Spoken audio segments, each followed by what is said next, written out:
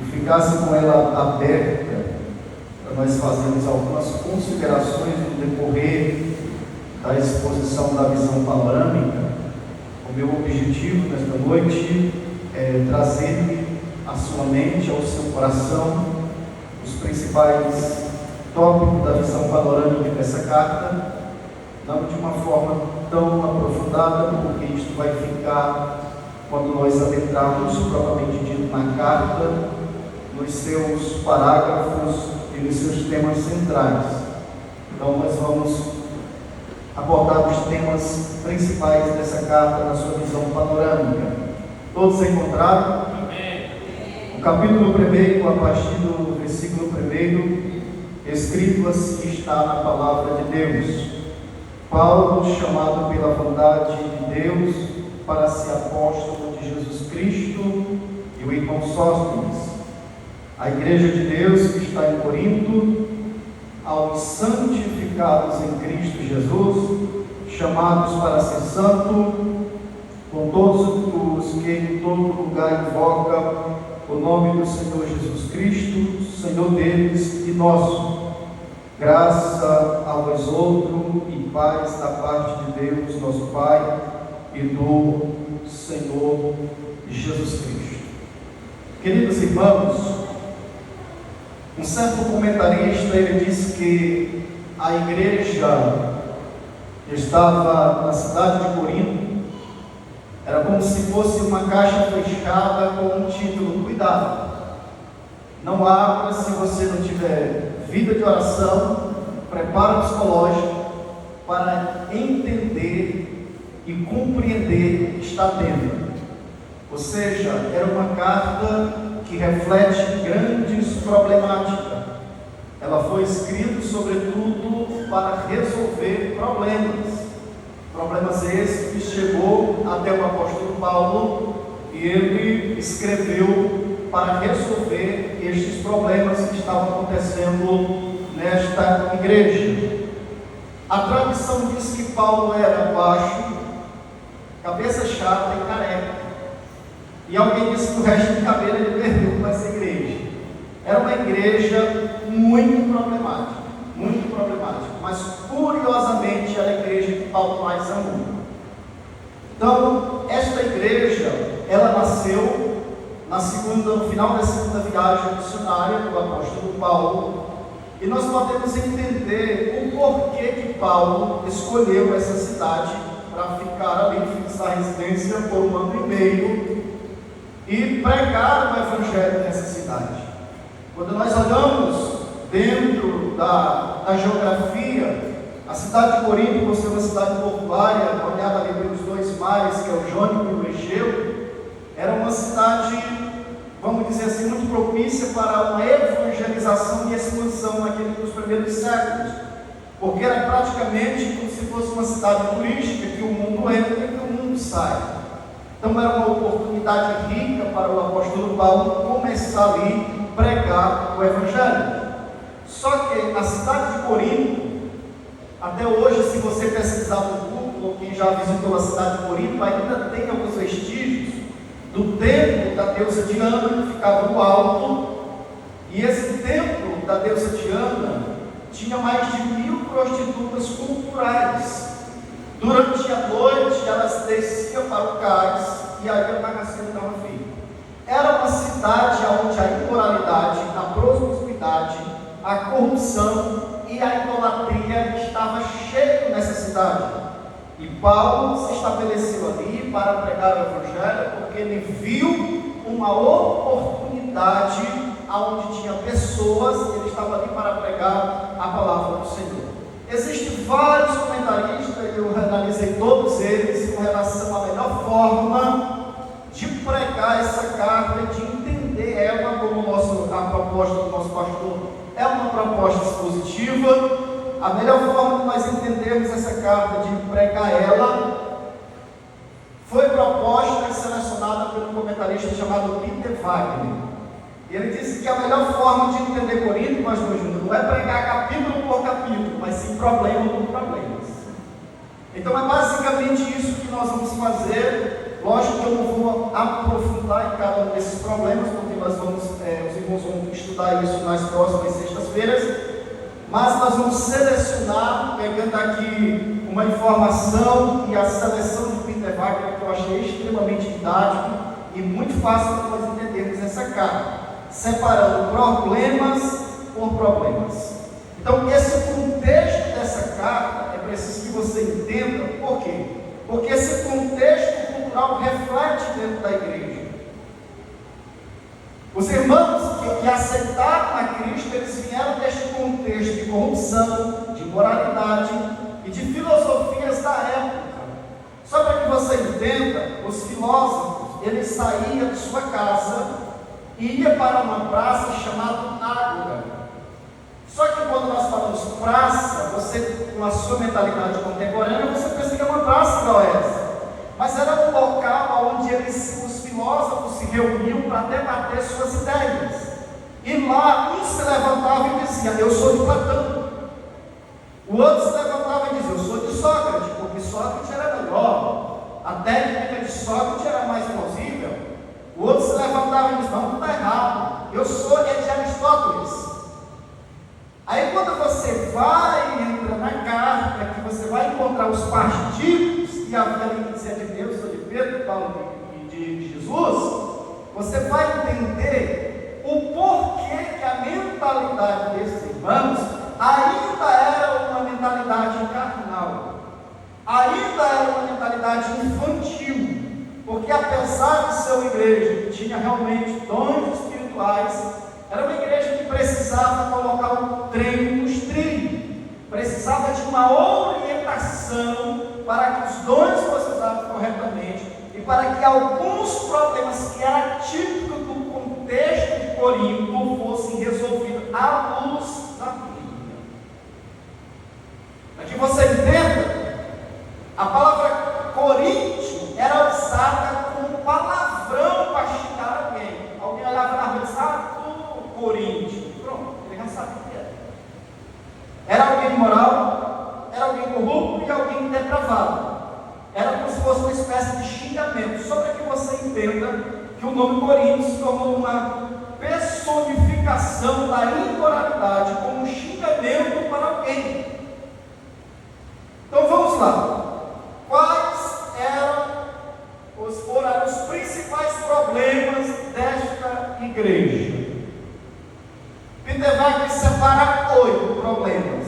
Eu vou falar de uma forma, só porque é visão panorâmica, que eu vou citar todos eles, porque se fosse uma pregação só 3 para facilitar a memorização.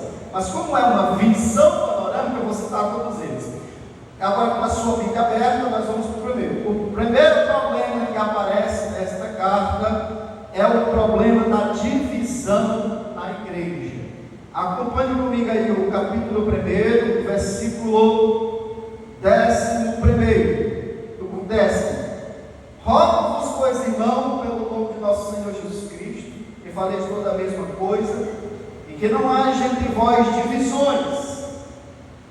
Veja bem, antes sejais inteiramente unidos, na mesma disposição mental, esquece aquelas filosofias lá, e no mesmo parecer. 11.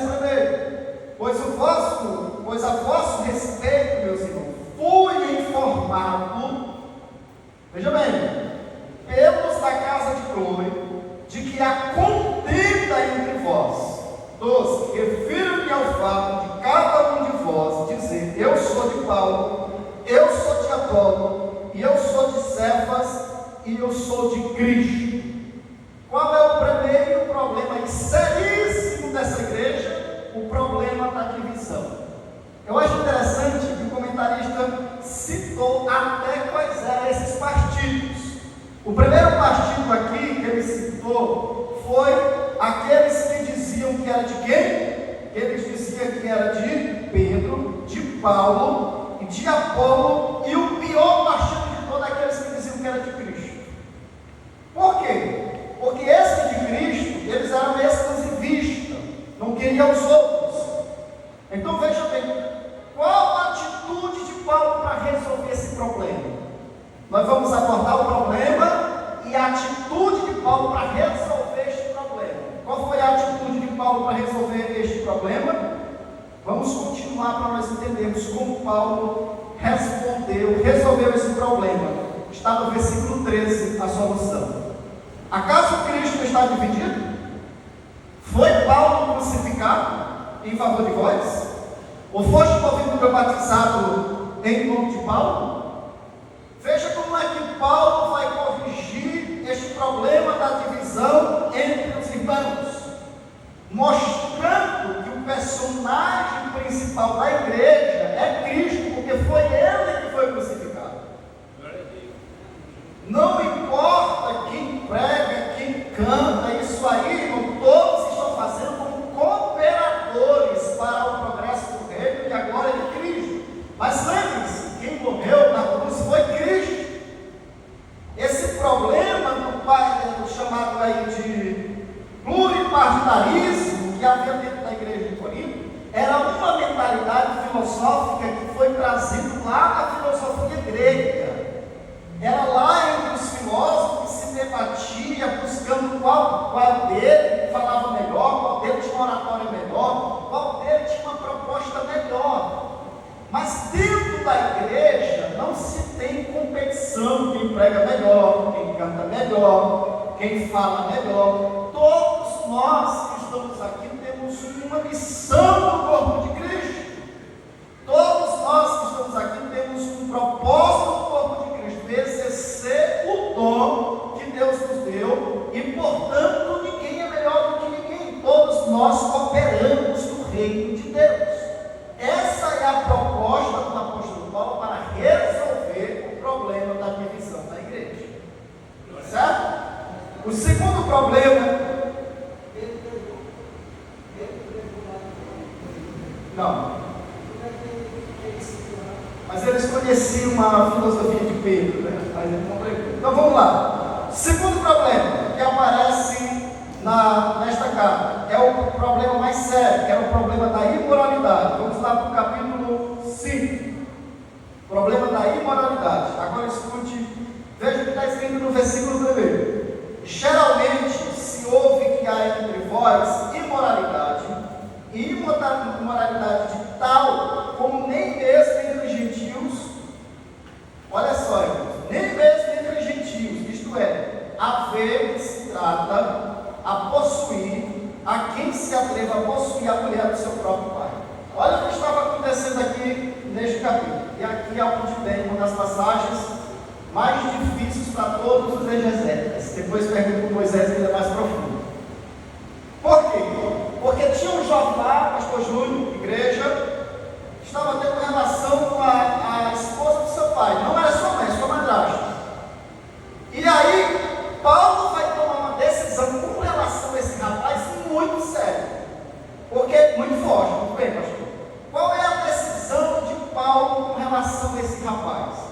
O que Paulo vai dizer, ou como deve tratar esse rapaz? Olha só, versículo 2: E contudo andais vós ensoberbecidos, que não chegaste a lamentar, veja bem, para que fosse tirado do vosso meio, que tamanho traje praticou. Que Paulo está dizendo, olha, o pecado está aí, vocês nem lamentaram, nem choraram por esse pecado.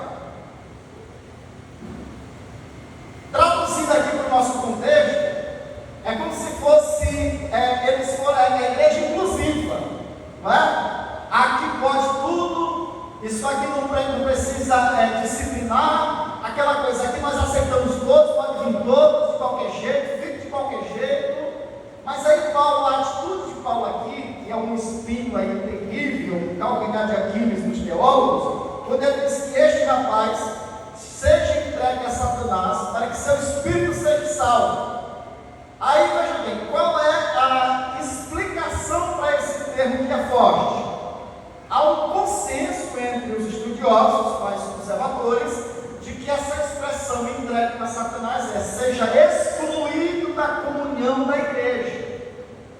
É que esse rapaz seja excluído da comunhão da igreja, mas que a igreja continue tendo cuidado com ele, porque se você ler a segunda carta aos Coríntios, esse rapaz se arrependeu e Paulo instrui que ele volte. Vocês estão entendendo? Ou seja, a disciplina para prevenir a igreja, e culpado receba, não é a punição, a disciplina para que ele seja recuperado. Então, o pecado é sério dentro daquela igreja, e Paulo diz: seja entregue para Satanás, exclua ele da comunhão da igreja, mas é como se ele estivesse dizendo: mas continue orando por ele, fique de olho nele, não abandone ele, porque lá em 2 Coríntios ele se arrepende e volta para a comunhão. Então veja, disciplina em igreja, hoje, isso é coisa rara. Agora, Paulo está instruindo biblicamente como é que se resolve esse problema de ordem seríssima no meio da igreja. Então nós temos aqui um problema de imoralidade, ou seja, tem que chorar pelo pecado, tem que disciplinar e tem que continuar amando essa pessoa. Não é disciplinar e abandonar, não. Ah, vai disciplinar, não leva nem a mão que você deu para ele. Não visite mais ele, não, senhor. É disciplinar, mas com amor, não é isso, pastor? Disciplinar com amor, disciplinar continuar orando. Porque qual é o propósito da disciplina? Lá a Bíblia diz que toda disciplina produz o quê? Produz tristeza, ele vai chorar, ele vai levantar. É uma oportunidade de recuperação, mas que o propósito principal é que ele volte, receba sua reconciliação e trilhe seu caminho em obediência a Deus. Porque alguém que é disciplinado e vai embora e não volta, isso é um prejuízo. Isso é uma tristeza para nós. Porque a ideia é que ele seja recuperado, graças a Deus. Isso aqui foi 2 Coríntios fala sobre isso, certo? Então vamos lá. Terceiro problema, vai dar tempo aqui. Terceiro problema são as brigas. Terceiro problema são as brigas que aconteceram ali. Capítulo 6. Aventura-se alguém de vós tendo questão contra outro, a submetê-lo a juízo perante os injustos e não perante os santos? Ou não sabeis? Veja bem, qual é o problema aqui? Os irmãos estavam brigando entre si. Só que a questão não era desse entendimento, porque desse entendimento sempre tem, qualquer igreja, qualquer segmento. O problema é que os dois irmãos crentes estavam se desentendendo e eles iam para tribunais de pagão para resolver questões de ordem deles. Aí como é que Paulo vai resolver essa questão? Está no verso 2, é a solução. Aí Paulo vai dizer: olha, vocês não sabem se vocês vão julgar o mundo, vão julgar até os anjos, vão ser ali junto com Cristo para ajudar as nações, e vocês não resolvem um probleminha desse tamanho, se vocês vão sentar e ser corrigidos com Cristo no julgamento. Agora preste atenção no que Paulo vai dizer a partir do versículo 7. Ou se existir de vós demanda, já é completa a derrota para o pessoa. Por que não sofreis ante a injustiça? Por que não sofreis ante o dano? O que Paulo está dizendo? Ah, mas se você tem um direito, então sofre o dano, para que o irmão, tem um problema, tem, então sofre o dano. Perdoe ele, muito para você sair do prejuízo, mas perdoe ele, mas não leve ele para um tribunal pagão. Lá na minha cidade de Cumbum, aconteceu que isso aqui foi verídico. Dois irmãos foram realmente, porque estava um negócio mais estreito, negócio de terra, essa briga por tudo. Aí foi realmente na cidade de Cumbum, dois crentes foram em juízo. O juiz perguntou: o que foi o problema? Não é porque esse homem fez acerto, o irmão fez acerto aqui, pegou uns 20 metros do terreno. Aí, se chamando de irmãos, vocês são crentes? São. E vocês estão fazendo o quê? Se vocês têm por que o pastor vocês resolveram esse problema? Os dois saíram envergonhados. Né? Então veja bem, é porque nós não queremos sofrer o dano e nós não queremos abrir mão, porque às vezes deve estar abrindo mão, muito embora nós sofremos o dano, para que não cause vergonha e para que isso não venha produzir o quê? Escândalo. Paulo está dizendo: olha gente, esse problema é como família, se resolve domesticamente. Tem problema na família que você não vai resolver fora, para não expor o esposo, para não expor a sua esposa, para não expor seu pai e sua mãe. Então tem problema dentro da igreja que tu pode estar falando lá fora, não, para não expor. Tudo isso é uma questão de saber resolver uma questão de forma sábia, para que o simples não fique complexo e o plano do Senhor venha a ser vacinado. Essa é a ideia principal que Paulo trata aqui no capítulo 3, com relação a quê? Com relação às brigas. O que Paulo diz? Problemas de ordem internas se resolve internamente. Problemas de forma interna, se for mais sério, procure alguém que possa auxiliar, que seja do corpo, para auxiliar a resolver esse problema, sem que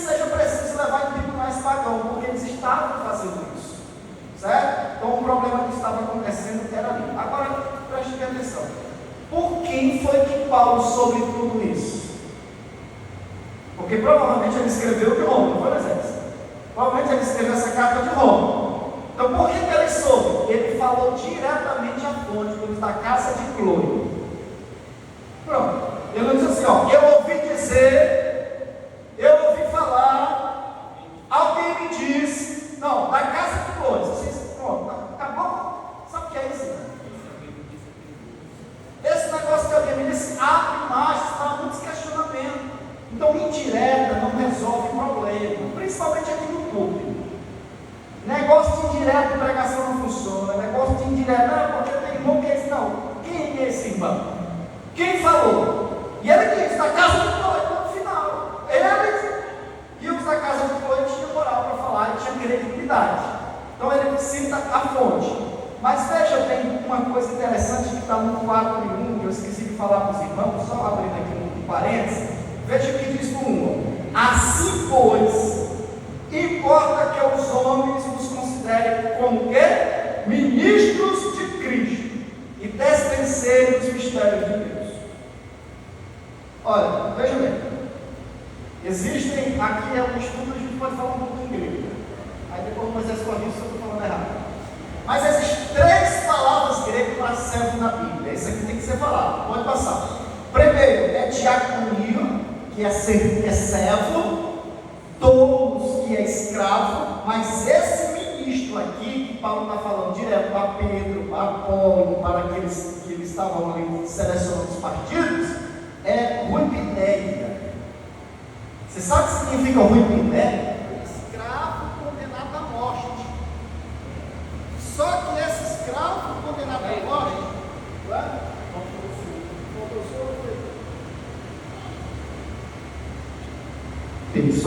só que esse escravo condenado à morte, eles não matavam ele não. Ele ia para o porão do navio, ele trabalhava ali, a missão dele era trabalhar até morrer.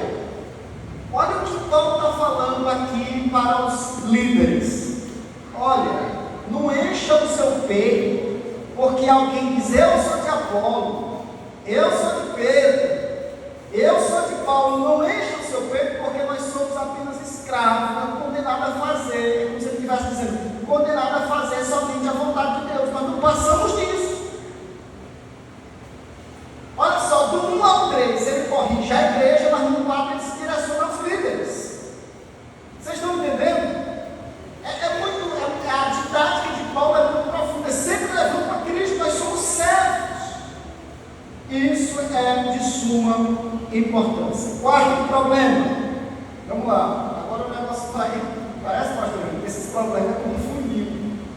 Vai afunilando cada vez mais. Vamos lá. O quarto problema está no capítulo 7.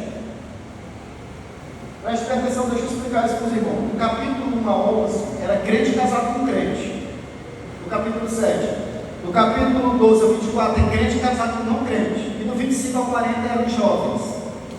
Os solteiros. O que é que eles diziam? Os casados diziam, para ser santo, tem que ser casado. Os que não eram diziam, para ser santo, não precisa, não pode tocar em mulher. E os solteiros ficavam ali naquele campo. Aí o que Paulo vai falar para essa turma? E aqui é onde entra o grande erro da teologia, com todo respeito, do celibatário. Por que entra um grande erro da teologia do celibatário? Porque eles dizem, veja o que está escrito no 7:1. Quanto ao que me escreveste, é bom que o homem não toque em mulher. Aqui está um ponto da teologia dos celibatários, onde eles dizem que casar é pecado. Mas veja, Paulo está falando quanto ao que me escreveste. O que Paulo está dizendo é, se você é casado, continue casado. E, portanto, vocês têm obrigação de casar. Então, o que estava acontecendo? Casado, a mulher não estava à disposição do esposo e vice-versa.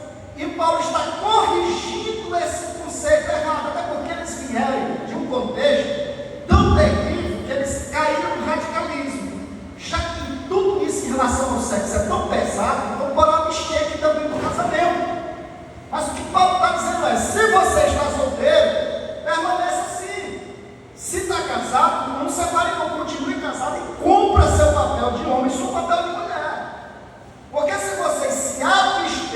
sem consciente multa, sem a consciência multa, é tipo aqui, deixa eu traduzir melhor para os irmãos de uma forma que vocês entendam. A mulher disse: eu vou um jejum de 50 dias. Então, durante 50 dias você nem chega e perder tudo. E o marido eu não concordo com isso não. Aí é uma brecha para o inimigo entrar.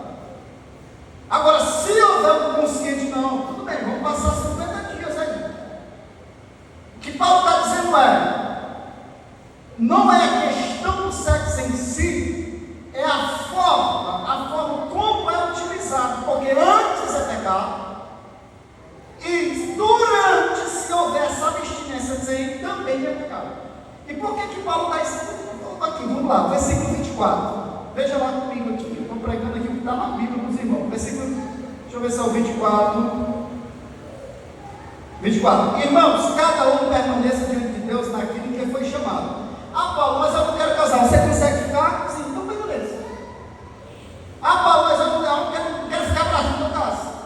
Pronto.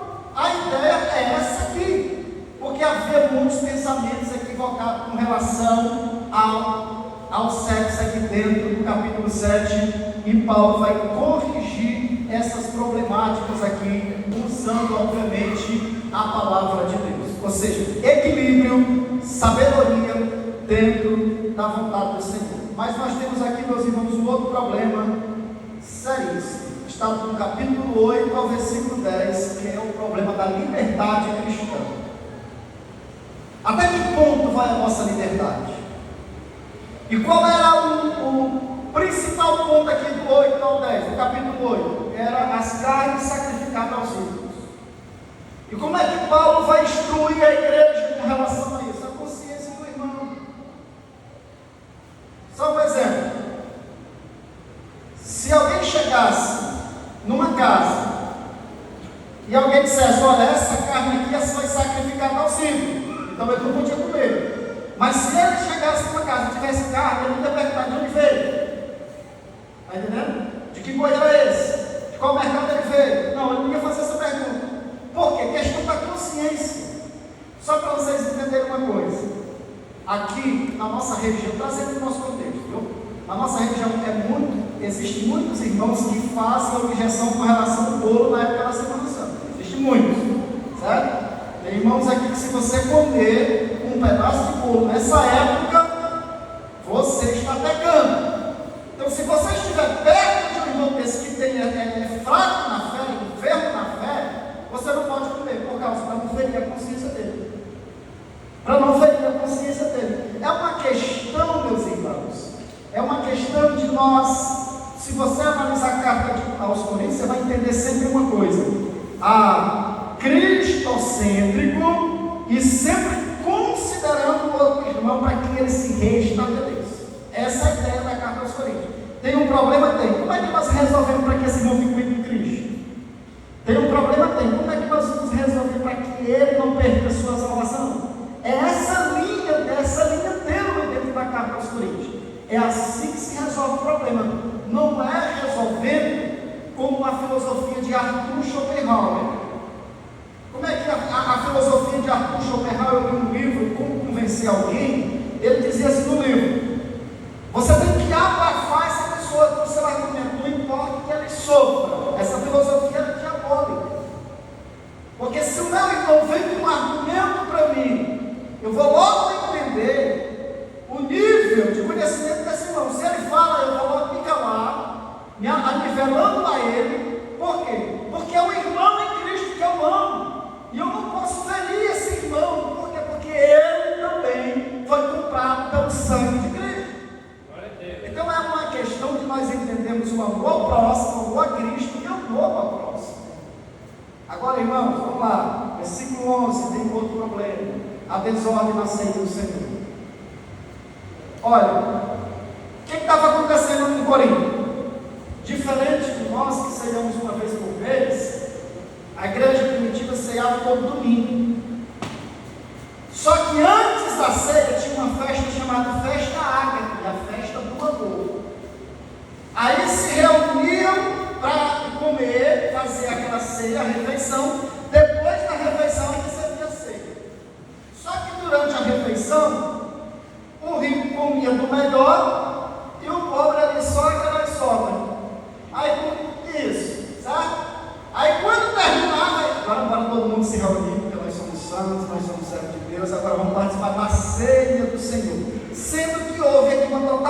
consagração antes da ceia. Vocês estão entendendo? Era a festa ágape. Depois da festa ágape, aí havia sim a ceia do Senhor. Aí Paulo vai corrigir esse pensamento no capítulo 11 todo, mas vamos citar só o 23, o versículo 23, que é famosíssimo entre nós. Porque esse porque junto, ele é explicação, e um porque junto se encerra. Porque eu recebi do Senhor, o que também vos entreguei, que o Senhor, Jesus, na noite que foi traído, tomou pão. E tendo dado graça, partiu e disse: este é meu corpo, que é dado entre vós, fazei memória de mim. Aí ele fez no 26. Porque todas as vezes que comeis esse pão nesse canto, anunciais a morte do Senhor, até que ele venha. 28. Examine-se, pois, o homem a si mesmo. O que é que estava acontecendo na festa do amor?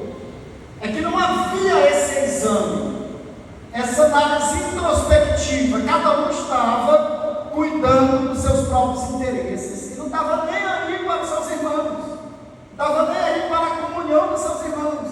Então ele ceava de uma forma que não havia esse exame anterior. E aí Paulo vai ensinar toda essa capítulo 11 como deve proceder a ceia do Senhor. Está com fome, rapaz? Come em casa. Esse negócio se organiza direito, é isso que ele está explicando. E aí, no versículo 12, o problema é com relação 12, 13, 14, é com relação aí, meus irmãos, os dons espirituais. E quais são os principais problemas? Superioridade. Eu sou olho. Certo? Inferioridade. Se eu sou pé, então eu sou inferior ao olho. Aí Paulo vai citar o que? O corpo humano. Meus irmãos, vocês podem pesquisar em tudo quanto é livro, em tudo quanto é site. Não existe, pastor Júnior, nada no meio físico melhor para se comparar à igreja do que o corpo humano. Por quê? Porque cada parte do nosso corpo tem uma função específica, tem um objetivo e tem um propósito. Aqui o Sadraque, que é formado em ciências, ele sabe que até na ponta do nosso dedo tem oxigênio. Isso é incrível. Agora, se cortar o nosso dedo, questão de minuto, pronto, acabou. Porque não tem mais vida transferida. Olha, a vida sendo transferida por toda parte do nosso corpo. Oxigênio em tudo. Assim é o corpo de Cristo. Imagine se todos, isso aqui na série, vamos usar aqui a nossa realidade. Imagine se todos os membros da série fossem pregadores. Não tivesse nenhum cantor aqui, todo mundo fosse pregador. Ou então, se todos aqui só cantassem, ninguém pregava. Meus irmãos, como é que ficaria esse culto? Se Paulo vai dizer que o culto cristocêntrico não canta, não prega, não tem testemunho, que é o culto pentecostal, é isso: pregação, louvor, testemunho, milagres, bênção de Deus. Então é isso que ele vai mostrar, que não existe a questão de superioridade nem inferioridade. Cada um, como nós falamos anteriormente lá na divisão, cada um tem um propósito no corpo de Cristo. No capítulo 15, qual era o problema? Não estava acreditando na ressurreição. Problema da filosofia grega. Eu vou explicar rapidinho aqui. Porque a filosofia grega, irmãos, eles tinham um negócio chamado de dualismo platônico.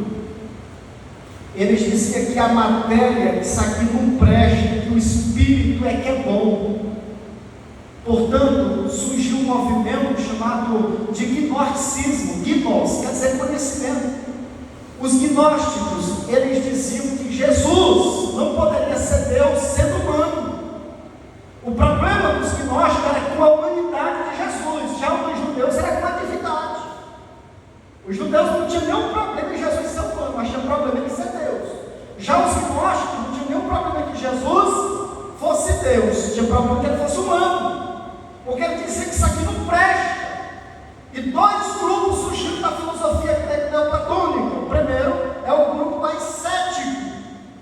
Eles diziam: já que isso aqui não presta, então vamos se excluir, vamos morar dentro de caverna, vamos fugir do pecado. No século I, mais de 1000 monges foram morar dentro de caverna, o maior escândalo de homossexualismo, porque eles tentaram fugir do pecado, mas não adianta.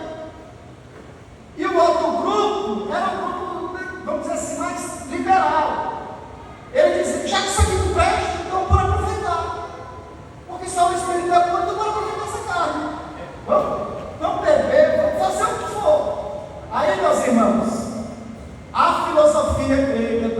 acreditam em ressurreição, porque veja bem, se eles acreditam que isso aqui não presta, literalmente, então, o que é ressurreição? O que é ressurreição? É o espírito voltar ao corpo. E para os gregos, quando alguém morria, eles se libertavam. Isso aqui era só um casulo, uma prisão da alma. E portanto, esses irmãos vieram da cultura grega. Aí no capítulo 15, e eu concordo com William Hendricks, que o capítulo 15 é a maior prova, é a prova irrefutável da ressurreição de Cristo Jesus e de que nós vamos ressuscitar. Porque Paulo, olha para mim aqui, ó. Tem alguns irmãos aqui que são formados em direito, que fazem direito, mas presta atenção, nós não temos uma prova científica da ressurreição, nós temos uma prova jurídica. Porque a prova científica, pastor, assim como a psicologia, a gente leva para o laboratório, aí no laboratório você pesquisa, está sempre fazendo isso. Mas a prova jurídica não, nós temos testemunha, não é isso, mestrado? Nós temos testemunhas.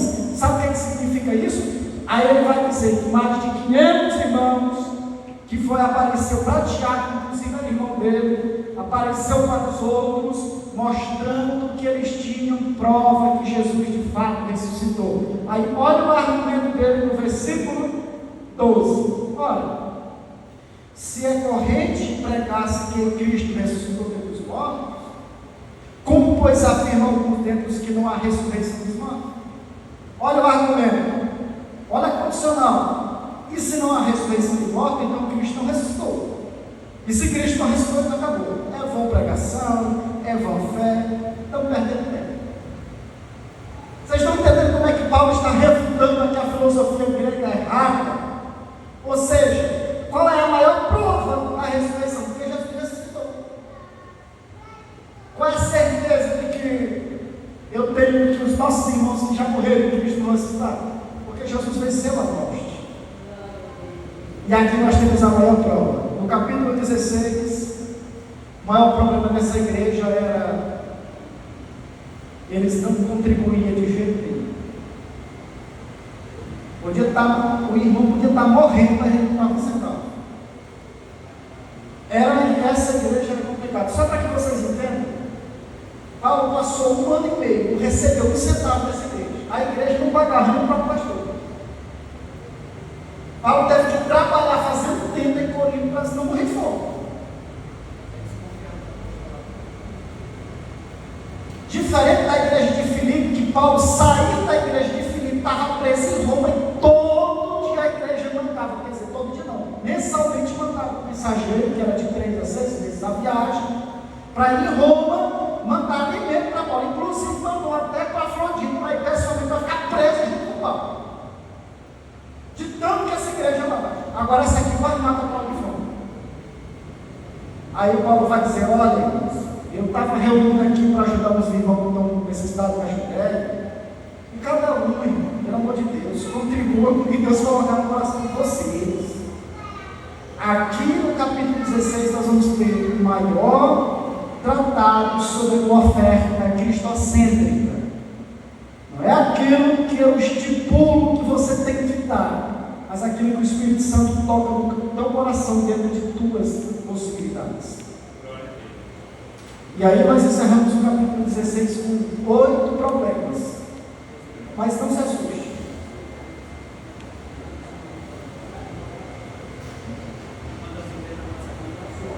Olha, o pastor Júnior fez uma acréscimo aqui que eu ia deixar ele com Moisés, mas ele apresentou que a igreja de Corinto, irmãos, era rica.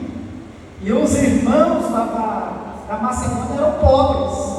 E quem que mais mandou oferta para os irmãos que estavam em Jerusalém com dificuldade? Os irmãos pobres. E a igreja que era rica não mandou nada.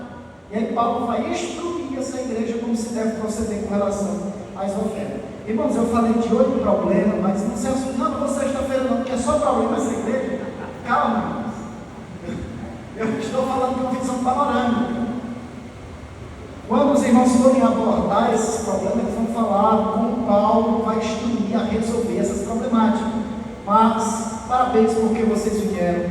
Que o Espírito Santo ilumine nossas mentes, prepare nossos corações. É uma carta maravilhosa. Prepare-se para essa viagem. Vai ser bênção. vai ser aprendizado. Nós vamos aprender mais a amar nossos irmãos, amar mais a obra de Deus e amar mais o Deus da obra. Amém? Deus em Cristo abençoe a todos, em nome de Jesus.